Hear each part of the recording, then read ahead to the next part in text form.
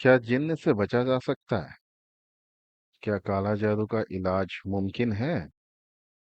जवाब है हाँ। और उसका तरीका है रुकिया। अब ये जो शब्द है, मैं इस बुक से, जो मैं जिससे मैं अध्ययन कर रहा हूँ इस किताब से, उसमें से निकला है। चलिए समझते हैं। इस्लामिक प्रक्रिया का एक माध्यम है ये रुकिया। तो रुकिया होता क्या है? रुकिया एक प्राचीन इस्लामिक उपचार प्रणाली है जिससे रूहानी बीमारी जैसे कि जिन का असर, नजरबंद और काले जादू का इलाज किया जाता है। इसमें हानिकारक ताकतों से सुरक्षा और इलाज के लिए इलाही नामों, दुआओं और सुरक्षित आयतों का सहारा लिया जाता है। लेकिन ध्यान रहे, हम यहाँ किसी आयत या दुआ का उच्चारण नहीं कर रहे हैं, ताकि कोई गलत उच्चारण या अपवित्रता ना हो। रुकिया किसी भी व्यक्ति पर किया जा सकता है अगर वह मानसिक रूप से परेशान है, बार बार बीमार पड़ता है, नींद में डरावने सपने आते हैं, घर या शरीर पर नकारात्मक ऊर्जा महसूस होती है। यह प्रक्रिया बिल्कुल क्लिनिकल उपचार की तरह की जाती है, जिसमें शरीर नहीं आत्मा का इलाज होता है। इस्लामिक समझ के मुताबिक जिन्न और जादू से सुरक्षा कैसे हो सकती है? जिन्न अदृश्य प्राणी होते हैं, इंसानों की तरह सोचने समझने वाले, लेकिन एक अलग तत्व से बने हुए हैं। कुछ जिन अच्छे होते हैं, कुछ बुरे होते हैं। काला जादू करने वाले अक्सर बुरे जिन्नों को नियंत्रण करके उनको अपनी कोशिश में इस्तेमाल करते हैं। रुकिया उन्हें दूर करने का सबसे मजबूत तरीका माना जाता है, क्योंकि यह इलाही अनुमति से की जाती है। इसमें किसी भी प्रकार का शिर्क, मतलब पॉलीथीज्म, शामिल नहीं होता। यह सिर्फ सुरक्षा ही नहीं, बल्कि उपचार भी देता है। अब रुकिया कैसे की जाती है बिना आयतों के समझे? हम इसे सरल हिंदी भाषा में समझेंगे अभी। व्यक्ति शांत जगह पर बैठता है, एक योग्य, प्रशस्त और प्रशिक्षित व्यक्ति उसके लिए विशेष दुआएं करता है। वह व्यक्ति हल्कापन, कभी कभी रोना, जम्हाई या झटका अनुभव करता है। यह एक सामान्य प्रक्रिया है।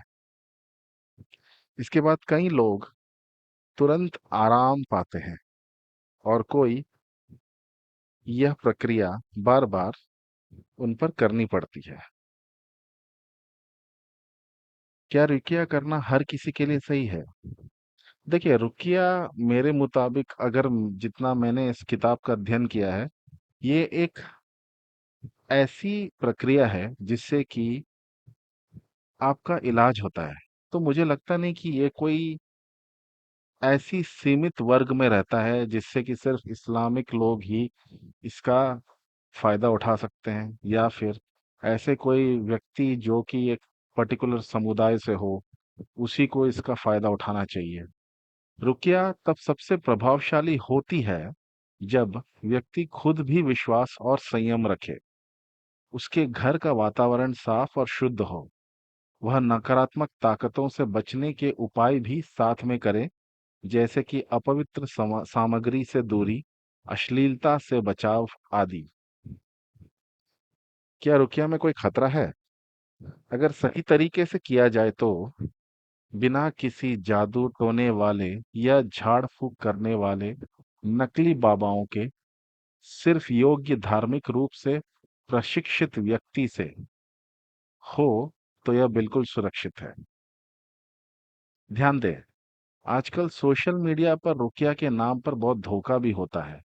किसी के ऊपर हाथ रखकर झटक देना या डरावनी आवाजें से इलाज करना, ये सब नकली है। आप बहुत सारे ऐसे वीडियोस देखेंगे जिसमें मौलानाएं कोई छेनी और जो हथौड़ा होता है उसको लेकर के इलाज कर रहा होता है शरीर का, और उसके दर्द हट जाता है। ये सब सारे झूठे चीज है, झूठे प्रणाली है। इन पर मत फंसिए।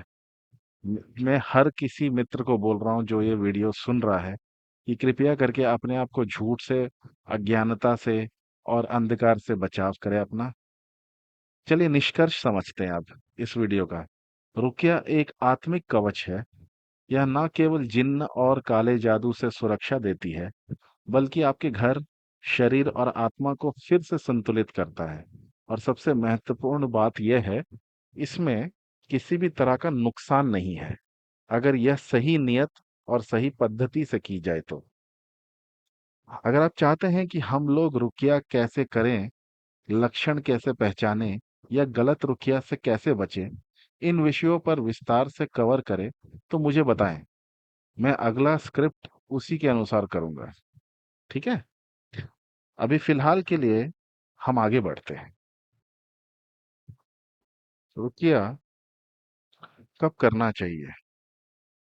लगातार बुरे सपने आना, भीतर से भय या अजीब सी बेचैनी होता, अपने आप से बातें करना या अवसाद से चले आना, ऐसी चीजें देखना या सुनना जो औरों को नहीं दिखती या सुनाई देती, व्यक्तित्व में अचानक परिवर्तन जैसे गुस्सा, चुप्पी या अलगाव। रुकया के दौरान क्या होता है? व्यक्ति को एक शांत स्थान पर बैठाया जाता है। साधक उसकी मन स्थिति और ऊर्जा को समझता है। प्रक्रिया के दौरान व्यक्ति के शरीर में कुछ संवेदनाएं हो सकती हैं, जैसे गर्माहट, कंपन, थकावट। अंततः व्यक्ति को शांति, स्पष्टता और मानसिक ऊर्जा की अनुभूति होती है। रुकिया सिर्फ मुसलमानों के लिए नहीं है। इस प्रक्रिया का मूल आत्मा की शुद्धि है, न कि कोई धार्मिक पहचान। इसलिए यदि कोई व्यक्ति खुद को मानसिक, आध्यात्मिक या नकारात्मक ऊर्जा से घिरा महसूस करता है, तो वह रुकिया से लाभ ले सकता है, चाहे उसका धर्म कुछ भी हो।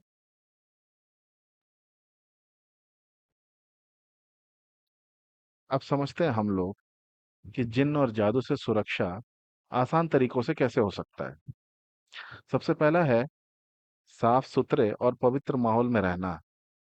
गंदगी, मलिनता और अशुद्धता ऐसी ऊर्जा को आकर्षित करती हैं जो जिन्नात को पास लाती हैं।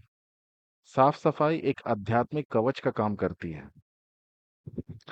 दूसरा, रोजमर्रा की पूजा और उसको नियंत्रण रूप से करना। जो लगातार भगवान का स्मरण करते हैं, वो नेगेटिव ऊर्जा या फिर नेगेटिव एनर्जी, आप अगर आप बोल लें या एंटिटी बोल लें, उसके असर से बचे रहते हैं। ये एक प्राकृतिक शील्ड की तरह काम करता है।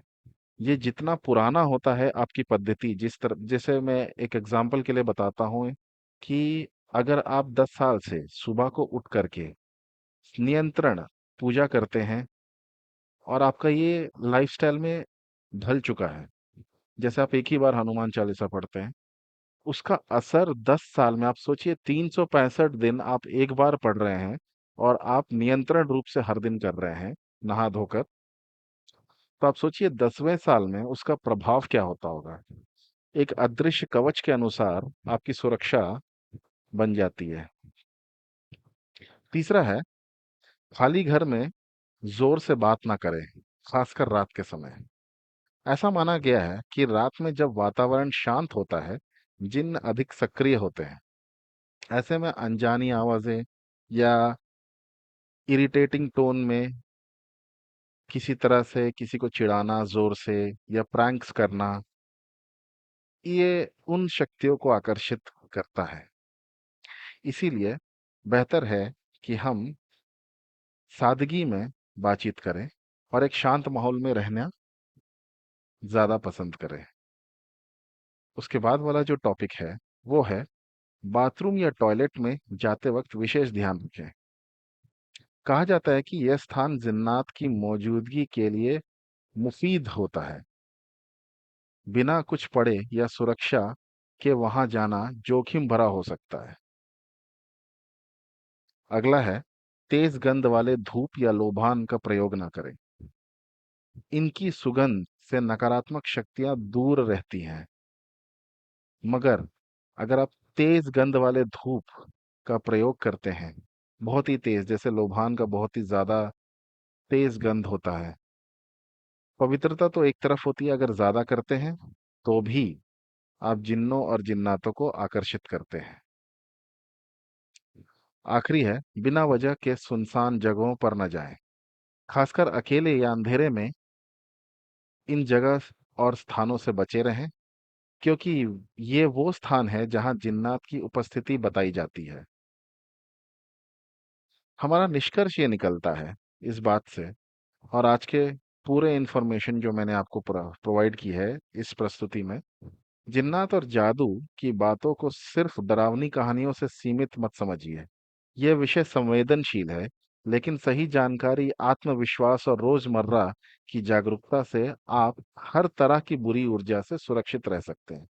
रुकिया सिर्फ पढ़ाई नहीं है, यह आत्मा को मजबूत करने का जरिया है। डरिए मत, जानिए, समझिए और खुद को सुरक्षित कीजिए। मेरा इस वीडियो को बनाने का जो उद्देश्य है, डराना नहीं है। वो बिल्कुल भी किसी भी तरह का ऐसा कोई मलीन विचार नहीं है मेरे मन के अंदर। मेरा उद्देश्य ये है, as an occult science practitioner, as an astrologer, क्या आपको ये ज्ञान जरूर पता होना चाहिए, ताकि आपको कोई भी अज्ञानतावश इस्तेमाल ना करे गलत तरीके से, आपसे पैसे ना लूटे और आपका समय बर्बाद ना हो। सबसे पहली चीज। दूसरी बात यह है कि अगर आपने मुझे इतना समय दिया है और ये वीडियो आप सुने हैं, तो जाहिर सी बात है आपको ये पसंद आया होगा वीडियो। जरूर लाइक, शेयर और सब्सक्राइब कर लें। अपने दोस्तों में जरूर इस वीडियो को शेयर करें, ताकि ज्यादा से ज्यादा लोगों को ये इंफॉर्मेशन पहुंचे। और हाँ, अगर आप एस्ट्रोलॉजिकल गाइडेंस चाहते हैं, तो आप जो स्क्रीन पर नंबर देख रहे हैं, बेझिझक उस पर व्हाट्सएप कीजिए और हमारी और आपकी वार्तालाप जरूर होगी। तब तक के लिए, जय श्री राम।